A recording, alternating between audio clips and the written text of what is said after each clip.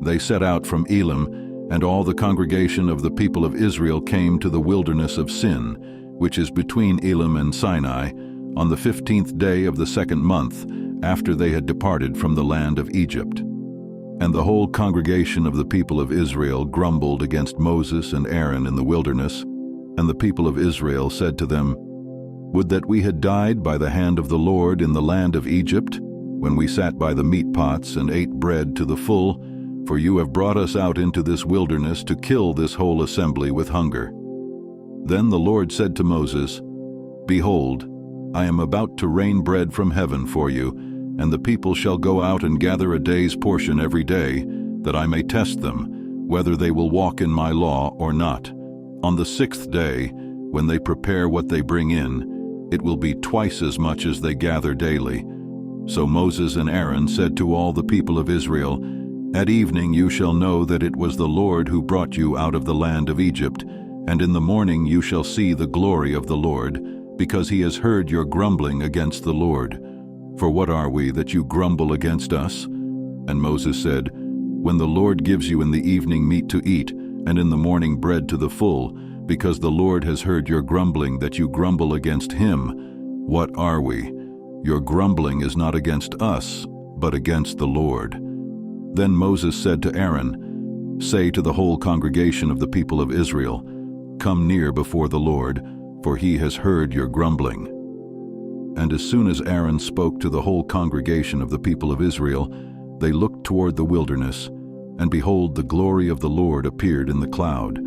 And the Lord said to Moses, "I have heard the grumbling of the people of Israel. Say to them, 'At twilight you shall eat meat, and in the morning you shall be filled with bread. Then you shall know that I am the Lord your God.'"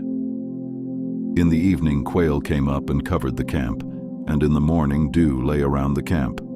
And when the dew had gone up, there was on the face of the wilderness a fine flake-like thing, fine as frost on the ground.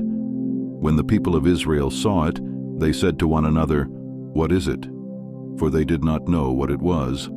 And Moses said to them, "It is the bread that the Lord has given you to eat. This is what the Lord has commanded. Gather of it, each one of you, as much as he can eat. You shall each take an omer, according to the number of the persons that each of you has in his tent." And the people of Israel did so. They gathered some more, some less. But when they measured it with an omer, whoever gathered much had nothing left over, and whoever gathered little had no lack. Each of them gathered as much as he could eat. And Moses said to them, "Let no one leave any of it over till the morning."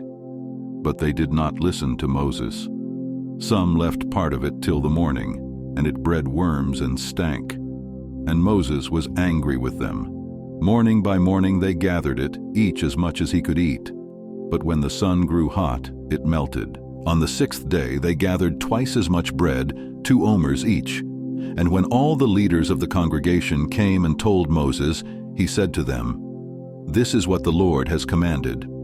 Tomorrow is a day of solemn rest, a holy Sabbath to the Lord.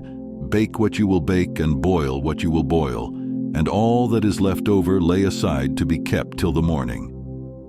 So they laid it aside till the morning, as Moses commanded them, and it did not stink, and there were no worms in it.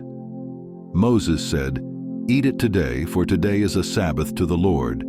Today you will not find it in the field. 6 days you shall gather it, but on the 7th day, which is a Sabbath, there will be none." On the 7th day some of the people went out to gather, but they found none. And the Lord said to Moses, "How long will you refuse to keep my commandments and my laws? See, the Lord has given you the Sabbath, therefore on the 6th day he gives you bread for 2 days. Remain each of you in his place, let no one go out of his place on the 7th day." So the people rested on the 7th day. Now the house of Israel called its name manna. It was like coriander seed, white, and the taste of it was like wafers made with honey. Moses said, "This is what the Lord has commanded. Let an omer of it be kept throughout your generations, so that they may see the bread with which I fed you in the wilderness, when I brought you out of the land of Egypt." And Moses said to Aaron, "Take a jar, and put an omer of manna in it, and place it before the Lord to be kept throughout your generations. As the Lord commanded Moses, so Aaron placed it before the testimony to be kept. The people of Israel ate the manna 40 years, till they came to a habitable land. They ate the manna till they came to the border of the land of Canaan. An omer is the 10th part of an ephah,